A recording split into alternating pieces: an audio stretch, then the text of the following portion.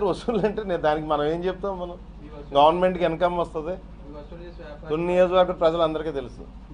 తుని నియోజకవర్గ ప్రజలందరికీ తెలుసు నా గురించి. అందుకే 2 సార్లు తుక్కు కింద చిత్తు కింద ఓడించారు నీ యనమలని, నీ ఎనుములని, పశువుల్ని.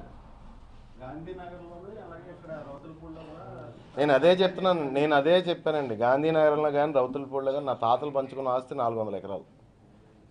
నా తాతలు పంచుకున్న ఆస్తి. నేను పుట్టకముందే మా ఊళ్ళో పేద ప్రజలు 10 ఎకరాలు దానం కింద ఇచ్చారు ఇల్లు కట్టుకోవడానికి మా ఫ్యామిలీ మెంబర్స్. అప్పటికి నా నా నా నా పరిస్థితిని బట్టి అప్పటికి నేను పుట్టలేదు. ఆయన గారు తిరుపతి బస్ స్టాండ్లో జేబులు కొట్టుకునేవాడు అని చెప్పి అదే చెప్తున్నాను నేను. చంద్రబాబు నాయుడు జేబులు కొట్టుకోడు తిరుపతి బస్ స్టాండ్. నేను చెప్పింది కాదు, నాదెండ్ల భాస్కర్రావు చెప్పాడు అన్నమాట. పండగ తర్వాత చూడండి ఏ పార్టీ ఖాళీ అవుద్ది. ఆల్రెడీ మొదలైంది కదా. ఈరోజు కేసీఆర్ అని, రేపు ఇంకొకరు